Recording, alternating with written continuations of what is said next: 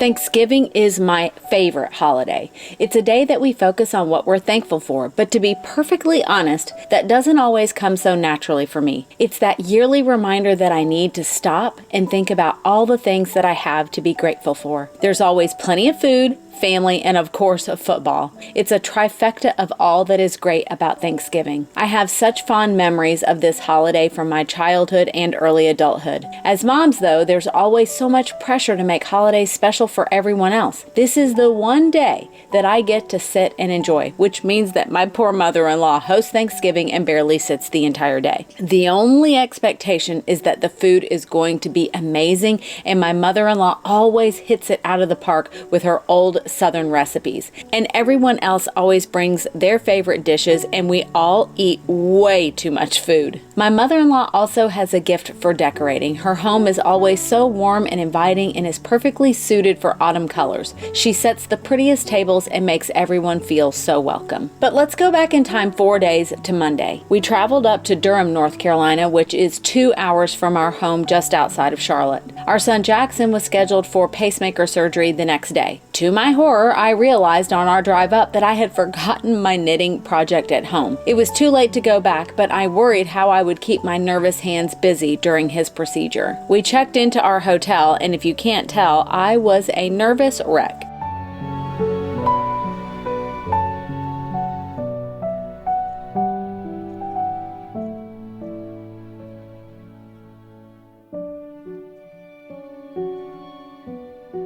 I forgot my knitting project with me. We got about 30 minutes down the road and I realized I left it at home. My husband said we could go back, but we were already 30 minutes down the road. It's a 2-hour drive and I knew I just didn't want to do it. So we're here.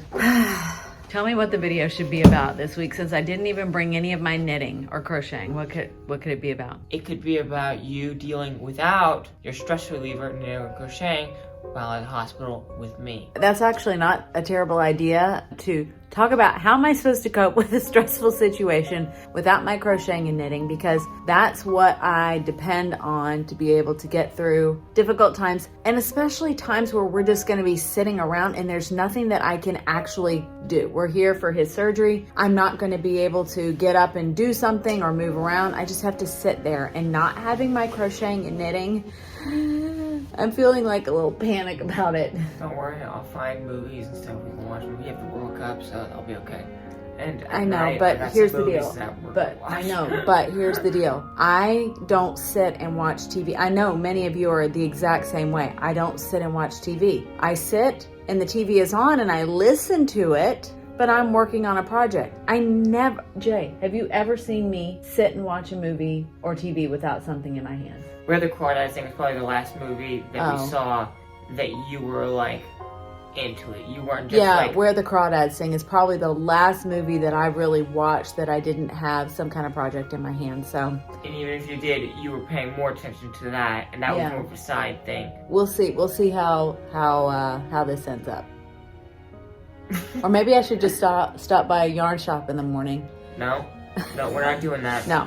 So he's got a COVID test. He has to take a COVID test at 9:30 in the morning, and then his surgery is at 11. So we're pretty close to the hospital here, and it's cold. I don't know why I said that, but I'm freezing. But anyway, we'll catch back up with you guys in the morning. The next morning, we woke up to clear blue skies. My husband and I headed down to breakfast while our son slept a little longer since he wasn't allowed to eat before his surgery. I had a delicious omelet, a bowl of fresh fruit, and of course, coffee. We headed over to the COVID testing site and then made our way to the hospital. Duke University Hospital holds a special place in my heart. They have taken such good care of our son over the past 2.5 years, and I'm truly thankful for their commitment to excellent health care. Once surgery began, I realized that it was a good thing that I had forgotten my crocheting and knitting. I couldn't have focused on a pattern even if I'd wanted to. The only thing that made me feel better was food and prayer. When the surgery was over, they called us with the wonderful news that everything had gone according to plan. He was supposed to be able to come home that day, but Jackson always has a way of making things interesting for hospital staff. They decided to keep him overnight and to make sure he was stable enough to go home the next morning.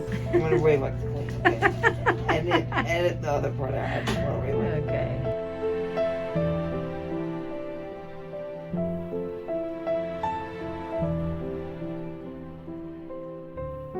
So we're on our way home from the hospital. Jackson only spent 2 days there.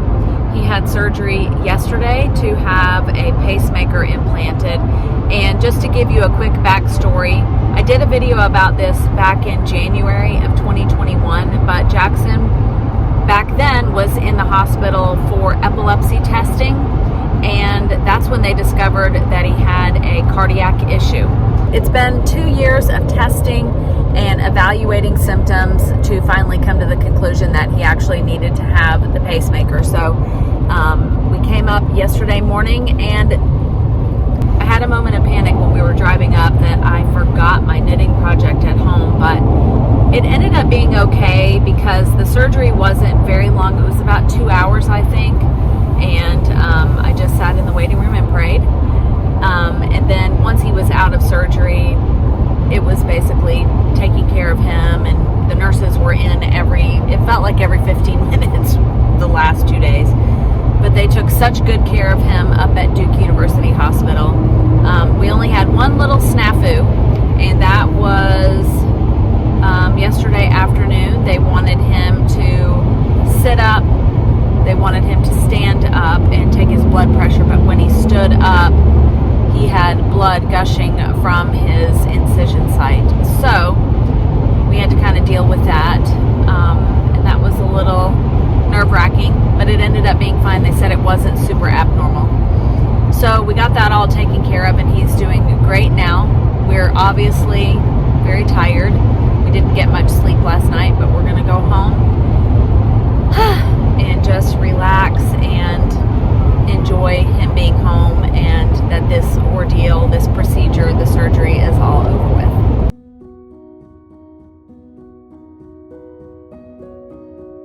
This was the knitting project that I left at home. I'm taking the kofta class from Knittography Farm to make this beautiful traditional Norwegian cardigan. I was so excited to make some progress on it because I've made so many mistakes and have had to rip back more times than I can count, which has caused me to fall behind in our class. Each mistake has left me feeling incredibly frustrated. I would make one step forward and then would discover I needed to go 2 steps back because I had the wrong stitch count or my colorwork pattern was off. But I am determined to persevere. My kofta might not look as perfect as it should. I'm not an expert knitter, and this is the first human-sized garment I've ever made before. But I've decided that no matter how imperfect my stitches are, I'm going to finish it. I'm not going to let my perfectionist tendencies stop me from finishing. The yarn comes all the way from Norway, and I am so in love with these primary colors. It's not a color palette I would have ever chosen on my own, but I'm so glad Patricia chose to make this kofta in a vintage colorway. We also had the option to order the buttons and button band from Norway as well. These gorgeous buttons were forged by a Norwegian silversmith, and I cannot get over the incredible detail. Patricia said that he is an older man and was so thrilled to work on this project for us. The button band was also milled especially for our kofta. Look at how beautiful it is. I'm so in love with how well it coordinates with the colors of the cardigan.